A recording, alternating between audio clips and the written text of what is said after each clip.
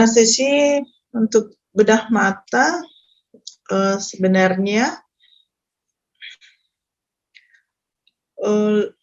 kita sih gampang aja kalau misalnya mau anestesi pada mata ya, kita langsung general, it's okay. Yang jelas kita tahu bahwa kalau untuk di mata itu kita harus perhatikan jangan sampai meningkatkan tekanan intraokularnya. Nah, itu dia. Nah, kalau umur-umur yang ekstrim mungkin harus diperhatikan karena makin banyak, makin kesini tindakan-tindakan pasien-pasien yang akan dianestesi itu beragam, mulai yang dari paling kecil sampai yang umur yang tua. Nah, sebenarnya yang diperlukan oleh teman sejawat di bagian mata itu adalah apa? Jadi mereka mau aman, akinesia, bola matanya tidak bergerak, dan pada saat mereka melakukan manipulasi, itu pasiennya tidak nyeri, dan tidak terjadi perdarahan, menghindari atau melemahkan refleks orkulokardiak, mengontrol tekanan intraokular, dan dia harus waspada terhadap interaksi obat dan pemulihan kesadarannya. Nah, ini kalau misalnya sudah terbayang-bayang bola matanya kita ini seperti apa, lensa dan fitur fokusnya yang mana. Nah, pada saat kita mau ngeblok, bloknya misalnya subtenon, kita lihat ada di mana ini yang harus diinsisi dan di mana anestesi lokalnya kita. Kita tahu nih rongga bola mata dia merupakan suatu ruang yang diisi oleh corpus vitreous ya. Jadi terisi. Jadi kalau pada saat kita memberikan injeksi anestesi lokal di situ, bayangkan bahwa ruangan ini akan lebih terisi lagi. Makanya kita harus berikan dengan perlahan. Ini adalah rangkuman dari persarapan orbita. Kita harus lihat bahwa modalitasnya apa. Motorik itu di nervus 3467. Jadi okulomotor, troklearis, abdusen, dan facialis. Ini inervasinya di otot-otot rectus superior, medialis, obliques inferior, superior, dan rectus lateralis, dan obliques oculi.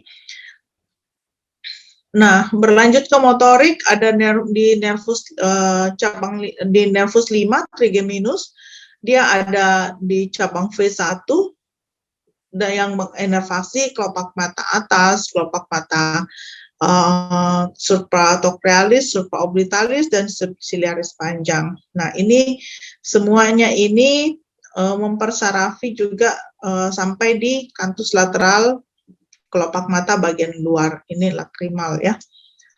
Nah, untuk V2-nya infraorbital, jadi kelopak mata bawah dan ductus nasolacrimalis. Otonomnya ada nervus ciliaris dan nervus serabut parasimpatis dari nervus 3 yang mengakibatkan konstriksi dari iris atau meiosis.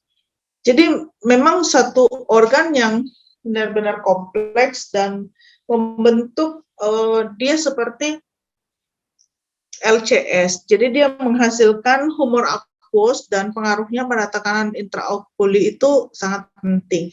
Nah, tekanan intraokuler yang kita harus ingat ini dia berkisar 10 sampai 21,7 mm Hg.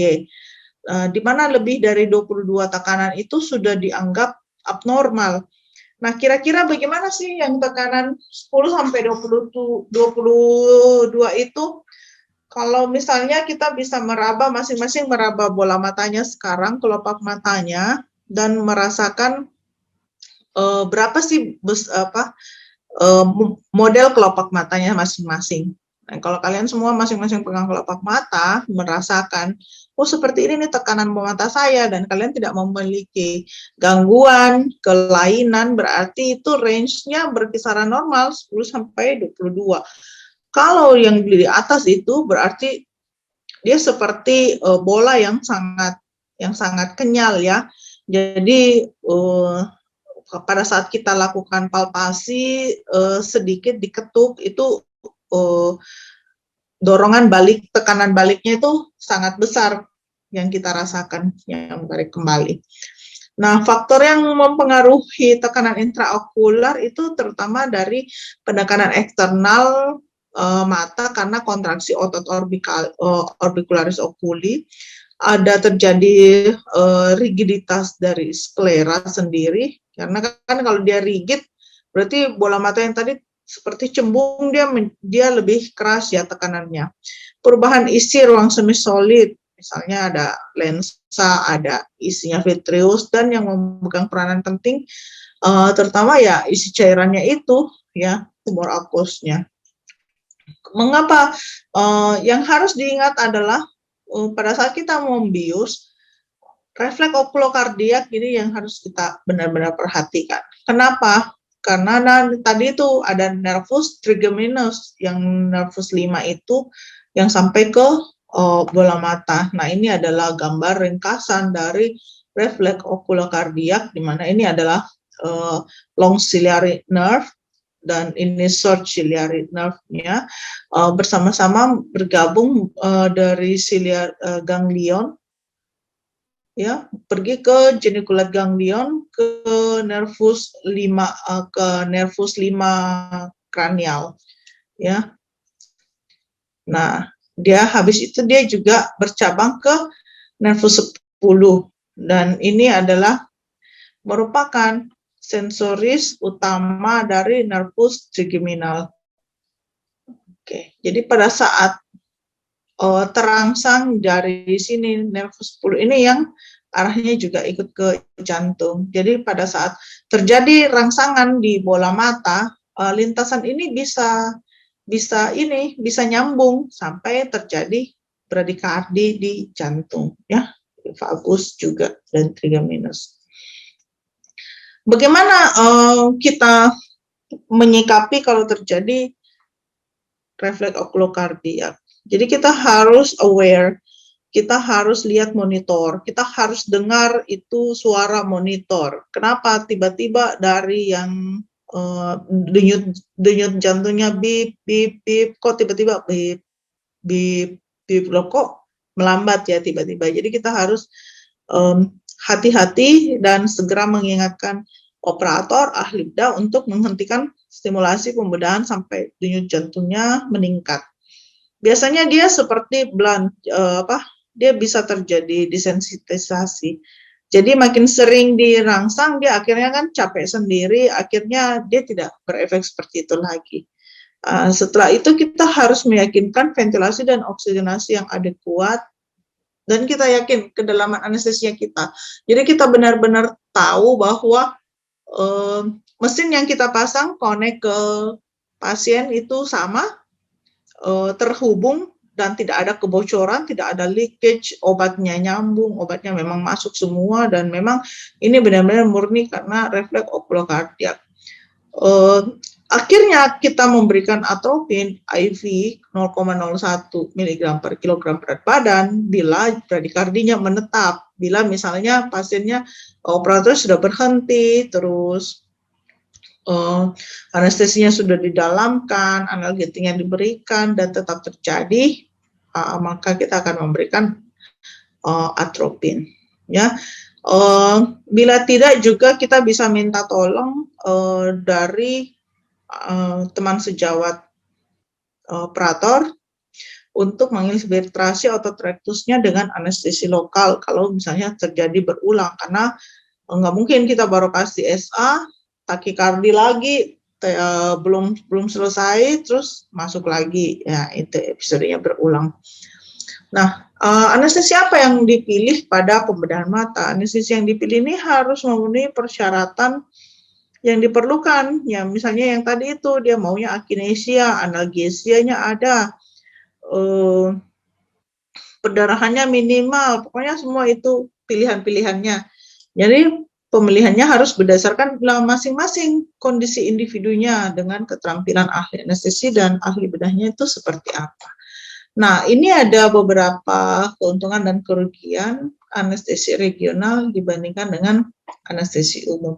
Kalau regional kita bisa pakai sebagai one day care, minimal pada TIO, memerlukan peralatan yang lebih sederhana, dan akinesianya lebih baik. Tetapi kerugiannya, kadang-kadang pasiennya itu tidak kooperatif untuk diberikan anestesi regional, misalnya pada pasien anak, pasien-pasien dengan keterbelakangan mental atau halangan bahasa, terus dan dia juga bisa terjadi komplikasi akibat blok. Jadi jangan menyangka bahwa karena kita blok itu lebih simpel, dia bebas dari komplikasi. Nah, ini sangat tergantung dari keterampilan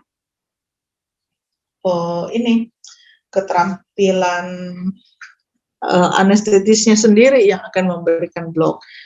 Dan kadang-kadang juga memang tidak semua prosedur pada mata itu bisa kita berikan regional anestesi karena bisa terjadi pada kasus-kasus yang matanya pembedahan terbuka atau open laserasi, nah itu juga tidak berefek ya, atau pasien yang ada kriosistektomi. Sebelum diberikan anestesi regional, biasanya kita memberikan dulu anestesi topikal, atau juga ada kondisi tertentu yang memberikan anestesi topikal itu cukup saja diberikan propakain, ditetes cepatnya dalam 20 detik, dan dia bisa berlangsung 15 sampai 20 menit. Nah, anestesi ini memberikan anestesi pada kornea. Jadi bisa-bisa saja pasien dengan sakit katarak itu diberikan dengan dilakukan vakoemulsifikasinya dengan anestesi topikal. Asal, nah ini operatornya juga harus kerjanya cepat karena topikalnya dia bekerja hanya 15 sampai 20 menit. Oke. Setelah itu bisa disuntikan anestesi lokal dengan lidokain 1,5 atau 2%, atau dicampur dengan bupivacain dengan atau tanpa adrenalin ya. Misalnya bisa diberikan pada kondisi eksesif pterygium, insisi atau drainase kalasion, prosedur okuloplastik pada kelopak mata. Dan sangat penting, setiap kali melakukan injeksi kita harus aspirasi untuk meyakinkan tidak ada terjadi penyuntikan intravaskular. Kontraindikasi anestesi lokal itu kalau yang pertama sama seperti dengan regional, kalau pasiennya menolak, umur muda dan tidak dapat diam atau tidak bisa baling terlentang.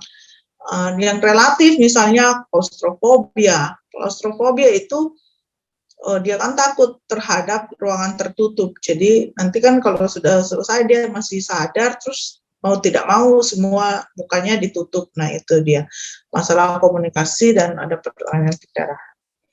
Nah untuk mengenalkan saja anestesi apa yang bisa diberikan untuk regionalnya, ada yang namanya anestesi retrobulbar atau disebut juga anestesi intrakonal. Intrakonal ini dia di dalam konus bolo mata. Jadi larutan anestesi lokal tidak banyak, dia hanya masuk 3-5 cc ke dalam konus muscularis dan diberikan maksimal 5 cc saja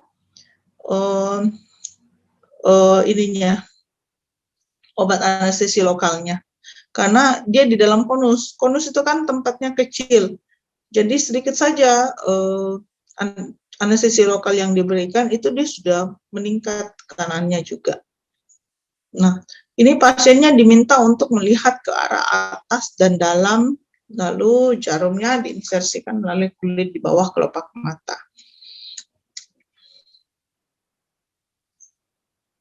Nah, kalau misalnya tidak terlalu terjadi akinesia yang maksimal, nah ini bisa dilakukan tambahan pada blok nervus facialis untuk mencegah matanya berkedip. Nah ini adalah teknik alternatif yang diberikan oleh Liu. Yang jelas ini tujuannya masuk ke dalam muskulus intrakonal ya. Oke. Yang ditakutkan terjadi kerusakan pada nervus opticus. Jadi kalau jarum kita terlalu panjang, makanya kita harus pakai jarum yang warna oranye saja maksimal itu. Jadi kita tidak bisa masuk, udah mentok itu, nggak terlalu dalam. Karena begitu kita masuk ke dalam konus muscularis, dilewati itu kita bisa nabrak nervus opticus. Nah, nervus optikus ini apalagi kalau posisi mata melihat ke atas dan ke dalam, dia lebih turun ini bola matanya sehingga kita nabrak nervus optikus itu lebih besar. Itu untuk retrobulbar ya. Ya, ini meningkatkan risiko terjadinya kerusakan pada saraf.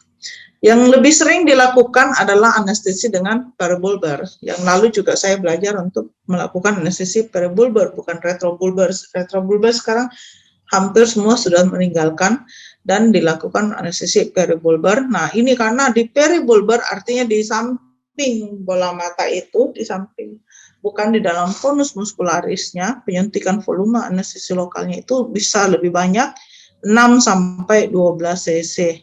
Nah, volume yang lebih besar ini karena lebih besar volumenya, otomatis dia bisa masuk menyebar ke dalam ruang korpus adipus, termasuk dengan di ruang intrakonal di mana kita menginjeksi tadi di retrobulbar dan adalah nervus yang akan diblok. Nah, ini lebih aman dan bisa sampai ke anterior untuk memblok otot orbicularis oculi untuk sampai ke kelopak mata. Nah, ini yang gambarannya kira-kira ya. Peribulbar ini dia di bawah, jadi dia di bawah. Ini tadi di sini tempatnya retrobulbar. Nah, di sini kita tempatnya peribulbar block. Jadi dia di luar musculus conularis ini. Nah, penyuntikan dengan jarum 24 sampai 26 G, 5 cc bisa sampai 10 ya. Penyuntik. Biasanya kita tambahkan dengan superior. Penyuntikan superior ini dilakukan setelah tercapai anestesi akibat injeksi di inferior. Nah, ini inferior. Setelah itu kita tambah dengan dari superiornya ini. Oke, jadi ini mungkin sekitar 6 sampai 8 cc. Nanti sisanya di sini kita berikan bisa sampai 4 sampai 5. Totalnya sampai 12 cc. Ini keuntungan blok peribulbar dibandingkan dengan retrobulbar, dan perdarahan retrobulbar karena lebih kurang untuk menabrak bola mata dan nervus optikus, dan ini lebih kurang perforasi bola mata. Juga mengurangi potensi penyuntikan intraokular atau intradural karena saat anestesinya ini di luar muskulus konus muskularis. Kerugiannya kadang-kadang dikeluhkan akinesia otot ekstraokular ini bisa tidak terlalu sempurna, makanya kadang-kadang kita juga tambahkan dengan blok di kelopak mata atas. Volumenya lebih besar dan butuh waktu lebih lama untuk mendapatkan blok yang memuaskan. Dan kadang-kadang karena volumenya besar, dia mendesak juga otot yang di dalam, itu dia bisa terjadi ekimosis periorbital dan kemosis konjungtiva. Ini tanda-tanda yang harus kita kenali pada bila kita melakukan blok pada mata, komplikasi okular, tanda dan gejalanya seperti apa. Perforasi bola mata, perforasi bola mata itu tidak terjadi begitu saja. Pasti sebelumnya itu pasiennya berteriak mungkin kesakitan, terjadi perdarahan intraokular dan dia gelisah. Jadi itu bisa ditandai dengan, karena ini kan kalau kita regional berarti pasiennya sadar ya, kita tidak berikan lagi anestesi umum. Nah, ini dia bisa trauma karena trauma langsung, ataukah pasien dengan miopia atau stafinoma posterior dan penyuntikan yang berulang. Bisa juga terjadi perdarahan retrobulbar, ekimosis subkonjungtiva pada kelopak mata, atau nyeri protosis dan meningkatnya tekanan intraokular karena dia di dalam konus. Nah, ini dia bisa kena langsung trauma pada arteri atau vena. Nah, kalau terserempet pembuluh darah di situ, dia bocor, nah itu kan pasti dia menambah volume yang sudah kecil itu, yang sedikit itu yang kita harus jaga. Dan bisa juga sampai terjadi kerusakan di nervus optikus. Nah, ini kehilangan penglihatan, pucat ya. Ini trauma langsung pada nervusnya atau pembuluh darahnya. Penyuntikan intraarteri kita harus, makanya setiap kali menyuntik kita harus pastikan ini bukan injeksi intravaskular ya, karena sangat dekat dan volumenya juga sedikit, dia bisa langsung terjadi cardiopulmonary arrest karena terjadi aliran balik ke karotisnya sampai di otak. Itu dia cepat sekali terjadi karena strukturnya sangat dekat. Atau bisa terjadi penyuntikan di selaput nervus optik. Nah, ini bisa pasiennya sampai agitasi, tosis, midriasis, pusing, oftalmoplegi yang kontralateral, depresi sampai henti jantung karena terjadi injeksi di subdural atau subarachnoid. Refleks okulokardiak ini terjadi brady sampai distritmi irama jantung yang lain karena transaksinya nervus trigeminal dari dasar sampai ventricle 4 dengan cabang efrennya melalui nervus vagus. Jadi yang 5 itu tadi yang berhubungan dengan nervus yang ke-10 ya, nervus vagusnya. Akinesia setelah kita melakukan injeksi atau memberikan anestesi topikal, akinesia ini bisa dinilai dengan meminta pasien menggerakkan bola matanya ke semua arah. Kalau dia sudah nggak bisa gerakkan di sisi yang diblok, tapi di sampingnya bisa, berarti itu sudah terjadi akinesia yang sempurna. Dan ini juga dinilai dari teman sejawat di bagian mata, menilai keempat otot rectusnya itu sudah memadai tidak derajatnya. Ya, bisa juga diminta untuk membuka dan menutup mata untuk menilai ini. Levator palpebranya udah bisa tutup mata, udah nggak bisa bergerak lagi, jadi dia sudah tidak bisa lagi buka mata, dia akan tertutup terus, padahal mata yang satunya bisa terbuka. Untuk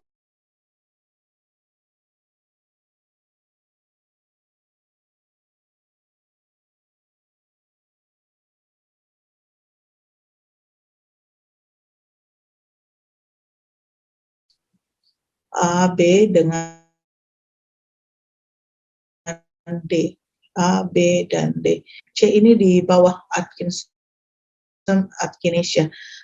Ini tambahan saja, injeksi-injeksi di tempat ini ditambahkan kalau misalnya masih tetap tidak bisa terjadi akinesia yang sempurna. Nah, ini bisa diberikan injeksi anestesi lokal yang subkonjungtiva, ya. Gitu.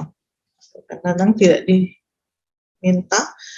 Nah, yang sering juga dilakukan adalah blok subtenon atau episkleral. Kenapa disebut episkleral subtenon? Jadi atau disebut juga parabulbar karena diinjeksikan di dalam ruang episklera.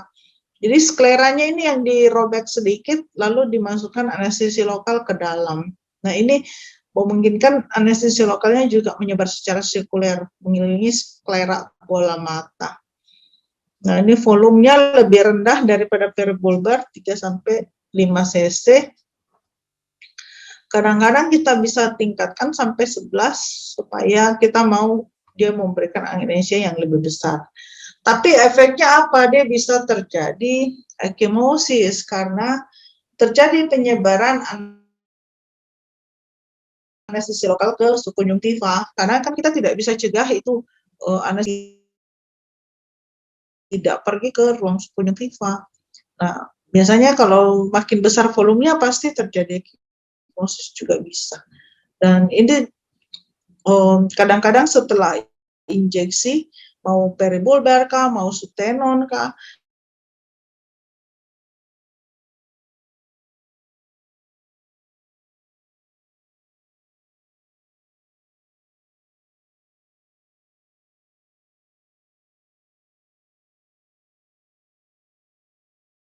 ini diiris sedikit.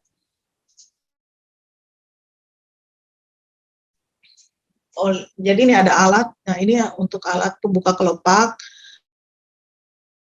Terus skleranya kita jepit pakai pinset sedikit dan digunting sehingga memungkinkan kita memasukkan anestesi lokal dengan jarum. Nah, ini dia pakai jarum yang tajam ya. Kalau kita biasanya pakai kalau datang tim orbis, jadi kita robek sedikit, kita gunting sampai bereskeranya terbuka, dan kita masukkan ini avokat 22 juga cukup, supaya tanpa jarum ya, jadi sisa kanulanya saja, baru dimasukkan injeksinya ke dalam. Jadi jarumnya diinsersikan ke dalam fornik antara lipatan semilunaris, konjungtiva, dan bola mata.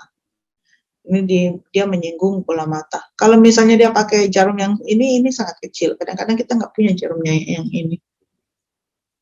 Nah, itu kita pakainya avokat 20 atau 22. Jadi sampai masuk avokatnya ke dalam, baru kita injeksikan anestesi lokalnya. Ya memang pada saat ini apa namanya, insisi di sini, insisi sendiri sudah menyebabkan dia agak berdarah sedikit, makanya ditambah lagi dengan udah diiris dia berdarah sedikit, ditambah lagi dengan pemberian anestesi lokal. Nah itu dia makin menyebar dan ekimosisnya bisa makin hebat. Kadang-kadang dari operator sempat komplain, tapi kan habis itu mereka juga mau iris di tempat lain, sama aja sih sebenarnya. Bagaimana dengan general anestesi? Ini general anestesi kita lakukan kalau bukan dipasang dengan GA5 ya kita sekarang lebih sering ya. Kadang-kadang saja yang kita pakai untuk operasi tertentu, operasi dipakai general intubasi ya. Nah ini kalau intubasi endotrakeal kita langsung masukkan ini pelumpuh otot ya. Oke. Nah ini anestesi endotrakeal diperlukan juga untuk pasien-pasien dengan risiko aspirasi, operasi emergency itu mungkin LMA itu tidak terlalu tepat kita berikan, jadi kita ingat kita mungkin harus proteksi jalan napas, jadi kita berikan anestesi endotrakeal. Untuk LMA yang khusus, ini LMA yang khusus sekarang bukan, jangan bayangkan seperti iGel atau yang klasik, tapi dia LMA yang khusus untuk mata. Biasanya mereka gunakan jadi blade lidahnya pipanya ke atas itu dia seperti ETT yang non kinking. Nah itu dia lebih fleksibel karena bisa ditekuk sehingga tidak mengganggu lapangan pandang pada operator. Ya, kalau misalnya terjadi analgesia yang tidak komplit ya pada mata, sudah sementara operasi masih tiba-tiba pasiennya masih nyeri, pasiennya di regional, ya seharusnya benar-benar dipastikan ini bloknya bekerja atau tidak. Karena kita jangan memberikan sedasi lagi. Jadi kita harus benar-benar pastikan blok ini bekerja sebelum kita mulai operasi. Kalaupun memang masih kurang, mungkin kita bisa mengulangi pemberian anestesi regional, peribulbar atau retrobulbar dengan dosis yang lebih kecil. Nah, karena kalau misalnya kita sudah intraop melakukan regional terus tiba-tiba harus diganti ke anestesi general, bayangkan betapa repotnya dan betapa tidak praktisnya, itu sangat repot dan sangat membahayakan, bukan lagi patient safety yang bisa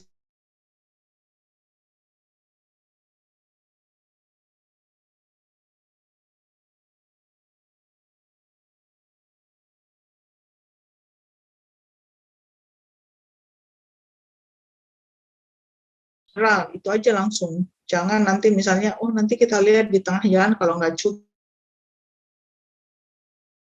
baru kita tambahkan. Ini kan tidak mungkin ya. Pasiennya tidak seperti ternyata nanti perdarahan kah, atau operasi yang sangat memanjang, atau ortopedi yang sangat memanjang, terus kita putuskan untuk masuk ke dalam general karena lapangan operasinya ada di atas kepala juga, jadi susah, repot. Nah, anestesi lokal, obat-obat yang digunakan sama saja seperti yang lain, bloknya bisa lidokain, bupivacain, propivakain, atau campuran antara misalnya lido atau bupi, ya. Dan kita kalau mencampur, kita tetap harus mengingat farmakologi obat, bagaimana ketersediaannya, ada tidak di rumah sakit kita, lama kerja obatnya. Misalnya kalau kita pakai bupivacain, dia bisa maksimal sampai berapa. Kalau misalnya operasinya 6 jam, padahal obatnya kita hanya bisa mengcover selama 3 jam, otomatis tidak akan tercapai. Jadi mungkin kita harus pertimbangkan diberikan secara general. Nah, toksik mungkin tidak tercapai ya dosis toksiknya, tetapi lebih kepada perhatian bahwa berapa lama sih obatnya ini bekerja. Ini ada beberapa jurnal tambahan, apa-apa sih yang bisa, makanya mereka maunya itu obatnya aman, tetapi bloknya itu lama. Jadi adalah yang memperkirakan, menambah, meneliti bagaimana kalau misalnya obat anestesi lokal itu ditambah dengan atrakurium. Atrakurium itu kan pelumpuh otot ya. Nah, ternyata penambahan sejumlah kecil pelumpuh otot ke dalam anestesi lokal katanya ini terbukti efektif meningkatkan kualitas anestesi untuk teknik-teknik regional yang berbeda. Jadi sedikit saja atrakuriumnya 0,5 cc atau 5 mg ke dalam obat anestesi lidokain misalnya yang digunakan. Ini ya. Nah, ini hasil penelitian kalau atrakurium memiliki pengaruh lokal terhadap otot ekstraokular. Kenapa pengaruh lokal? Karena pasiennya masih tetap bisa bernapas spontan, tetapi bola matanya sudah tidak bisa lagi digerakkan. Sedasi pada pembedahan mata sama semua seperti obat sedasi, level sedasi yang lain, kita pakai Ramsay Sedation Score atau RAS. Jadi level sedasi yang ideal ini kita bisa capai dengan mentitrasi obat anestesi intravena yang kita berikan dengan perlahan. Jadi mungkin setiap pasien, kenapa dititrasi? Karena efek dari obat tertentu ini, obat sedasi ini berbeda, mungkin efeknya terhadap pasien-pasien juga tertentu. Nah, skala sedasi Ramsay ini yang digunakan secara umum. Inilah skala sedasi yang kita nilai di RR juga ya, atau di dalam ruang kamar operasi pada saat pasien menjalani operasi regional dengan sedasi. Ya, level 1 mau yang level berapa? Karena kita tidak pakai monitor bis dan karena pasiennya juga tidak bukan general anestesi ya. Nah, ini kita lihat baik-baik. Level 1 pasiennya masih sadar, malah cenderung cemas, gelisah. Yang ideal itu level 3. Dia hanya nanti berespon terhadap panggilan suara. Itu 4, pasiennya tertidur tetapi masih berespon terhadap tepukan ringan atau suara yang keras. Tentu saja makin dalam sedasinya, maka potensi airway-nya juga akan makin berkurang. Dan ini kita harus lihat, seimbangkan baik-baik, mau sampai sedalam mana sedasinya kita. Ya, otomatis kalau misalnya sampai dia level 6, mungkin kalian harus benar-benar baik-baik menjaga potensi airway-nya, posisinya, mungkin harus sniffing-nya benar-benar bagus, dipasang oropharyngeal airway mungkin supaya untuk mencegah lidahnya jatuh ke belakang. Ini harus benar-benar kita lihat ya. Kita maunya pasiennya tersedasi, dia nyaman, tetapi potensi airway-nya tetap terjaga dan tetap kooperatif selama intraoperasi. Nah, memang perlu teknik dan skills yang khusus lagi. Nah, ini pemberian sedasi bisa kita berikan. Hati-hati pemberian midazolam untuk pasien yang geriatri, orang tua, untuk menghindari kognitif dysfunction pasca operasinya, ya. Jadi dosis pemberian diberikan titrasi 1 mg atau 0,015 ml per kilo. Propofol dititrasi 10-20 mg. Ketaminnya bisa diberikan sedikit saja, ya 10-20 mg, artinya maksimal 2 cc saja. Ini bukan per kilogram berat badan ya, yang per kilogram berat badan hanya ini. Midazolam, fentanyl, dan dexmedetomidine. Oke. Fentanyl juga kita bisa berikan kalau misalnya kita lihat bahwa mungkin pasiennya masih tidak merasa nyaman. Nah, seharusnya siapa-siapa saja yang harus melakukan blok pada mata ini. Anestesi regional, harusnya, nah bisa juga ahli bedah matanya sendiri, atau ahli anestesinya, atau malah perawat yang sudah dilatih. Waktu saya di Bangladesh yang memberikan blok peribulbar malah penata anestesi. Nah, sudah dia yang lebih ahli daripada dokter anestesinya, karena dokter anestesinya itu kan di situ operasinya rumah sakit khusus mata.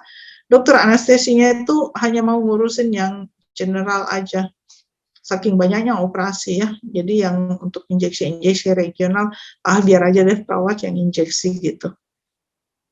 Nah, kalau misalnya dia bisa kita lakukan dengan regional, sebenarnya memang jauh lebih cepat length of stay-nya, jadi bisa seperti fast track, one day care, begitu injeksi selesai tindakan dia bisa pulang ya. Nah, ini ahli anestesi oftalmologi yang mau yang bisa dilakukan penyuntikan intrakonal atau peribulbar ya. Ini harus benar-benar dipahami benar. Nah, biasanya kalau tim Orbis datang, kita punya kesempatan untuk bikin pantom injeksi pada mata mainan. Oke, bukan mata mainan sih, maksudnya matanya itu mata yang dibeli dari pasar, mata kambing itu yang diinjeksi. Ya, simpulannya merupakan pembedahan ini kita harus pintar-pintar triknya melihat, apalagi saya tidak masukkan di sini ya untuk pediatrik anak-anak. Sekarang lebih banyak pasien-pasien anak yang diminta pemberian ininya anestesi karena mau evaluasi under anesthesia. Nah, itu harus pintar-pintar juga caranya kita lihat. Kita tidak mau pasiennya setelah mendapatkan anestesi sedasinya terlalu dalam sehingga RW-nya juga tidak bagus ya. Ya, injeksi orbita harus hati-hati, diperhatikan komplikasinya, bisa terjadi komplikasi yang lokal atau sistemik. Dan setiap yang mau melakukan injeksi benar-benar harus memahami anatomi orbitanya dan latihan dulu. Sangat penting untuk melakukan anestesi regional pada orbita ini dengan aman. Oke. Sekian dan terima kasih. Apa mau dilanjut dengan ini? Mau dilanjut dengan latihan kah? Dari jawabannya. Boleh, Dok. Siapa yang ikut kemarin CBT? Angkatannya siapa ya? Kami, Dok. Oh, ini ya. Iya, Dok. Ya. Kira-kira apa? Oh, ada jawabannya.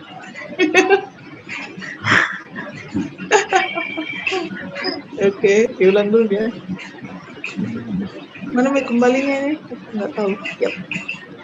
Jadi kalau mata, kemarin ada soal untuk tentang mata ya? Iya, Dok, ada, Dok. Kira-kira bisa dijawab nggak? Yang kemarin keluar lumayan sih, Dok. Ini yang tentang anestesi, obat anestesi yang menyebabkan pembengkakan pada daerah bola mata, Dok. Apa pilihannya di sini?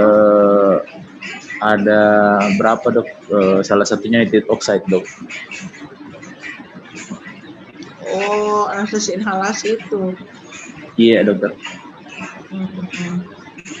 Kalau ini kan kebanyakan karena injeksi. Jadi misalnya ini after placement retrobulbar block, ternyata pasiennya tiba-tiba langsung tidak sadar dan tidak bisa dibangunkan dan tidak bernapas juga.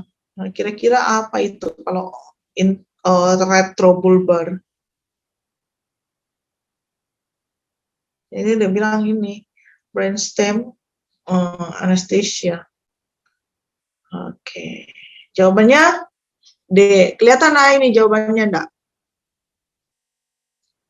Kelihatan ya? Iya dok, kelihatan dok. Ya, jadi jawabannya ini dia bilang D karena apa? Kalau A itu variasi injeksi. Nah, semuanya bisa menyebabkan kalau misalnya intraarterial. Tapi karena potensi itu sudah jarang sekali terjadi intraarteri injeksi dan lagi pula kan kita selalu aspirasi dulu. Nah, terus juga kalau subtenon okulokardiak bisa dihindari karena pasti dia terjadi dulu bradikardi baru cardiac arrest. Nah, ini kok langsung tidak sadar ya. Ya. Kalau CNS juga toksiknya lebih banyak. Retrobulbar bisa terjadi perdarahan. Oke. Compromise that can quickly compromise the globes. Uncertain intrathecal injection. Nah, itu sebenarnya mungkin tidak sengaja intrathecal injeksi terjadi ini. Kayak dia langsung tidak bernapas. Jadi dia seperti terjadi total spinal pada pasien ini. Oke. Nanti yang mana? CBT mengulang tanggal 21 ya, remedial ya. Iya dok. Semoga ini sukses. Diingat memang Mbak itu soalnya yang kemarin cari ulang. Nah, Iya dok. Ada iya dok. Sebagai pertimbangan okulokardiak refleks, mana yang salah ini jawabannya mana? Afferent pathway involve the ophthalmic division mediated by the vagus ciliary can occur during placement of a retrobulbar, can result in ventricular fibrillation and nodal death. Jadi kira-kira yang mana? Yang salah, bukan yang benar ya.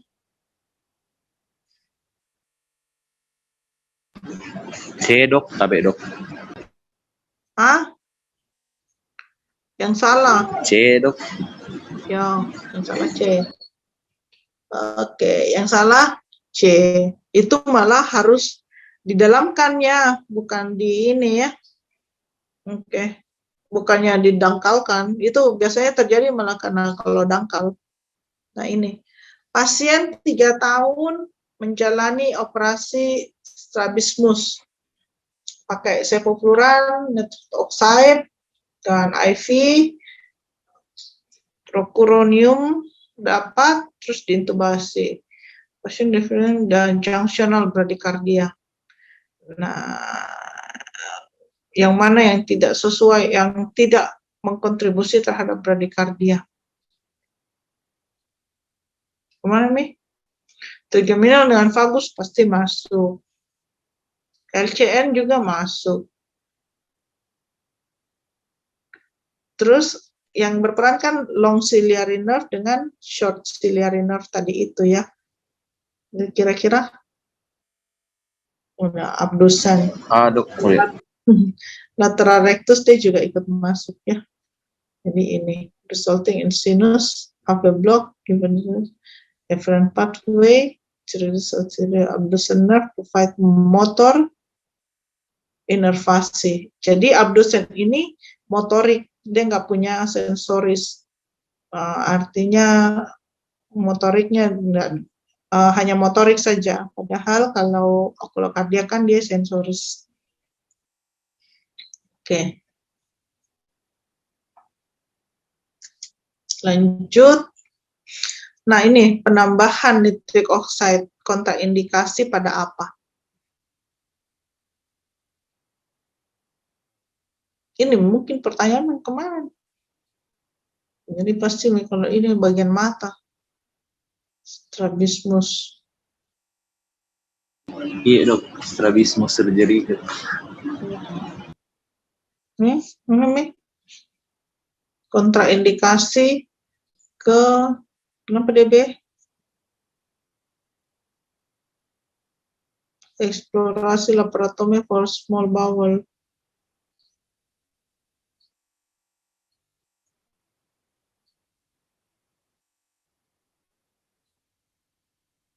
Pneumocefal, kontraindikasinya Meko ingat nah, emboli udara, vena, pneumocefal, pneumotorak, COPD, acute intestinal obstruction.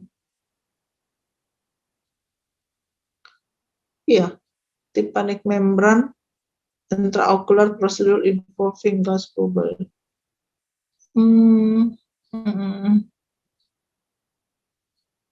Acute intestinal obstructions, nggak boleh.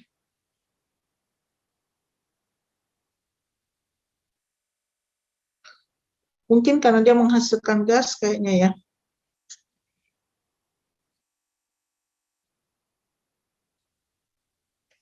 Ya lanjut, nomor 5, sakit kepala. Apalagi nih, strabismus on the left eye under general intubasi. Kalau misalnya tiba-tiba heart rate-nya turun dari 87 ke 34, terus turun juga tekanan darahnya. Jadi yang pertama harus dilakukan apa? D dok, AB dok. D dok. Menginstruksikan segera berhenti ya. Jadi ini keterangannya. Begini bacain keterangannya. Saya juga nggak hafal. Ini pathway-nya dari oculocardiac reflex. Jadi dari kelopak mata, terus ciliary nerve short dan long ke ciliary ganglion, ophthalmic deficit yang gambarnya tadi toh, ke trigeminal nerve, gasterian, terus parasimpatik outflow lewat nervus vagus ke jantung. Jadi kasih tahu langsung ya, tahu langsung ininya berhenti, operatornya berhenti. Common karakteristik dari pendarahan retrobulbar.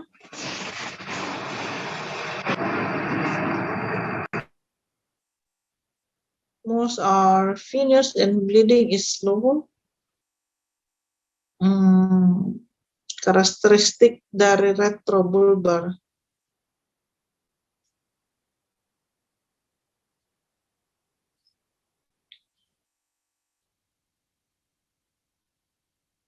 Ya, C. D dok. C dah.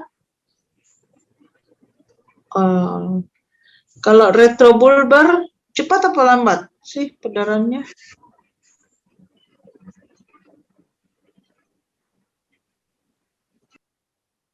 Cepat semua kayaknya.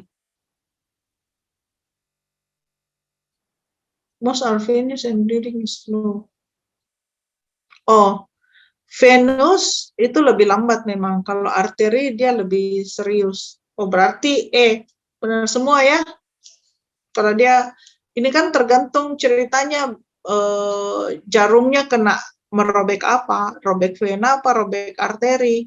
Kalau robek vena dia lebih lambat, kalau arteri lebih cepat. Simptomnya ya ini proptosis toh, terus mengencang itu kelopak matanya, ekimosis, blood staining, ada ini increase of intraocular pressure. Oke ya, bisa ya. Nomor 7.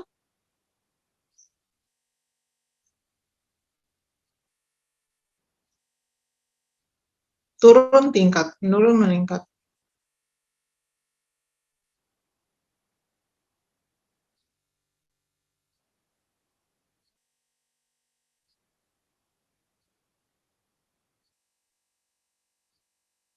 Phenylephrine.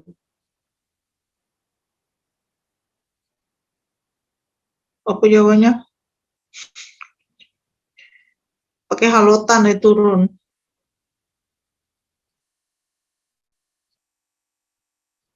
Glycopyrrolate itu kan pasti meningkatkan heart rate. Jadi intraocular pressure-nya meningkat ya. Hiperventilasi juga begitu, menurunkan pH CO2 sehingga menurunkan intraokular. Jadi harusnya dia decrease by hyperventilation. Nah kan kalau misalnya pasien yang apa namanya dacryocystostomy itu apa glaukoma ya, yang didalamkan, dia maunya dipompa itu terus. Halotan menurunkan tekanan intraokular.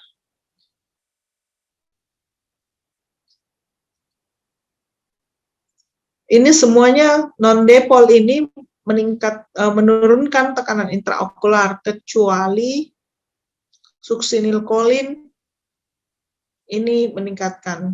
Jadi operasi mata tidak pakai succinylcholine karena dia depol ya, yang dia bikin vasikulasi. Nah ini meningkat oleh phenylephrine hydrop.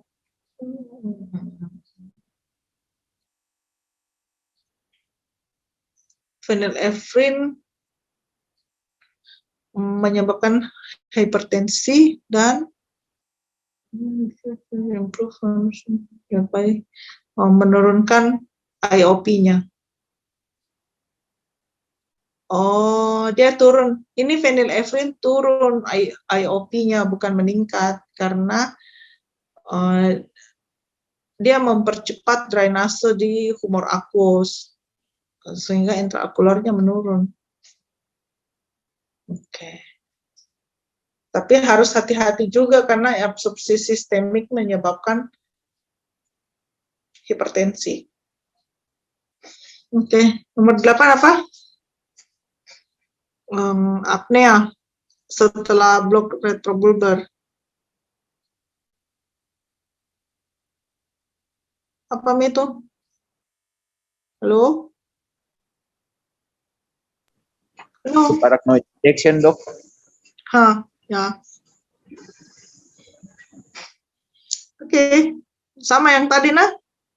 Yang tadi itu yang contoh kasus yang dia tiba-tiba tidak sadar, terus pingsan.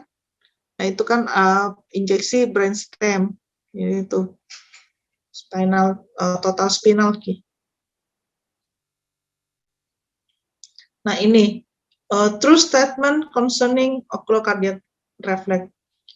Ini 123A, 13B, 24C, 4D, 1234 benar semua.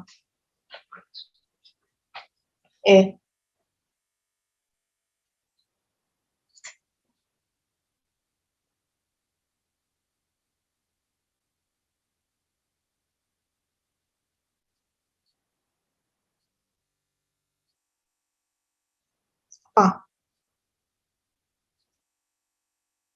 Nah, salam tegap benar. Ini baca ya. Oculocardiac reflex ini karena manipulasi, ya. Jadi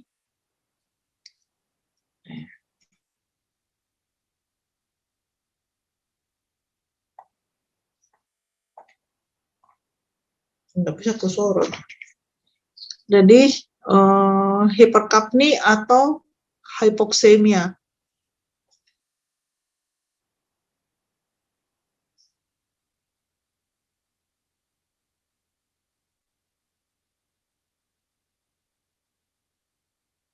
It is not seen during operative procedure on empty.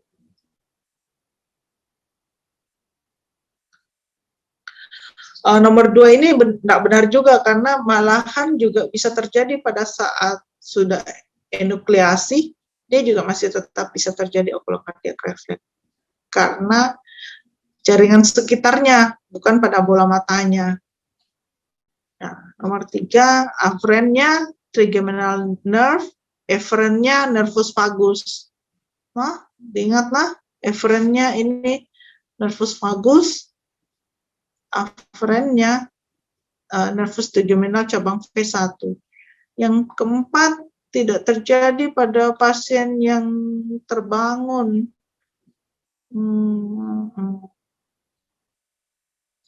Ini dibilang bisa juga terjadi yang pasiennya bisa tiba-tiba terjadi somnolen, nausea, ya,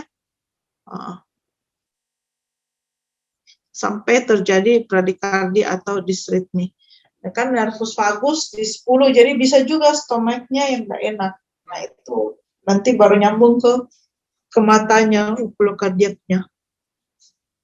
Jadi 1 dan 3 katanya dia bilang. Oke. Nah, kalau ketamin bagaimana sifatnya?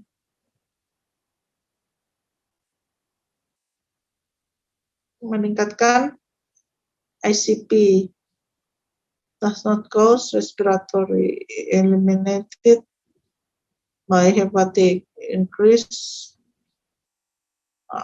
1-3. Jadi dia meningkatkan, does not cause respiratory depression.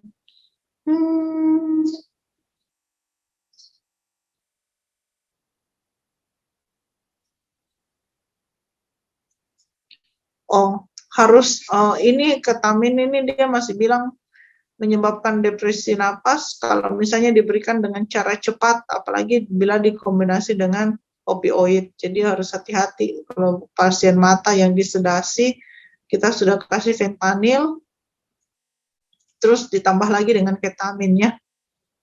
Oke.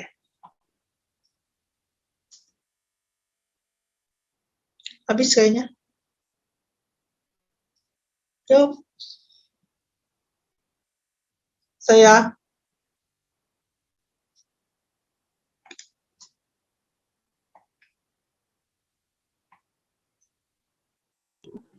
bagaimana Ya, semuanya? Mudah-mudahan ulangannya bagus ya. Ingat-ingat memang itu soalnya. Amin dok, amin. Amin dok, amin. Selamat sekali lagi buat Yoga dan Suci. Semuanya belajar memang lagi. Dok, izin bisa bertanya. Siap, dok. Ya. Dok, dok mau bertanya ini, apakah ada tindakan farmakologik atau non farmakologik pada perioperatif untuk mencegah terjadinya oculocardiac reflex, dok? Atau paling tidak menurunkan resiko terjadinya oculocardiac reflex, dok? Menurunkan yang tadi itu, kalau didalamkan anestesinya, dia tidak nyeri, dia benar-benar nggak merasa. Hah? Tapi dok, ada tindakan perioperatif, dok, sebelum dilakukan pembiusan. Apakah ada tindakan pemberian farmakologi atau non farmakologi? Nggak ada. Ini kan tindakannya karena kena rangsangan pada saat intraoperasi. Jadi nggak bisa kok bilang saya kasih memang dulu ini antinya supaya ini, nggak bisa. Dia juga nanti, dan tidak semua juga orang pasien itu mengalami oculocardiac reflex kan, nanti tergantung refleksnya saja, namanya refleks. Nanti dia kena ini baru bisa.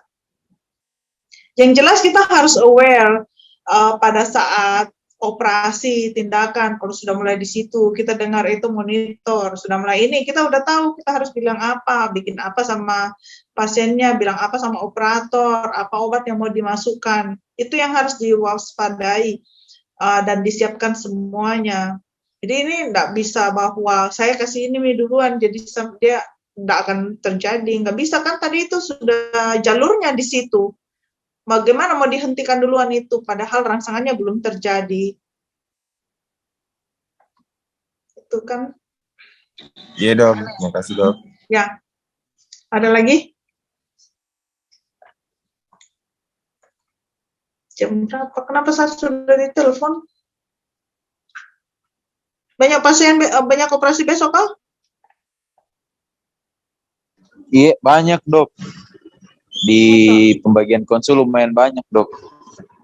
Oh, ada deh. Besok tanggal. Ya masih ada waktu lah 2 minggu lah untuk belajar ya. Ya Pak. Belajar lagi untuk CBT-nya. Tanya Iya soal dok. dan latihan soal lagi. Iya dok. Ya, apalagi? Udah ya. Yang lainnya selamat ini. Yang sudah lulus CBT, ingat tugasnya yang lain. Ya, Baik, Dok. ya, tugasnya yang lain tetap dikerja.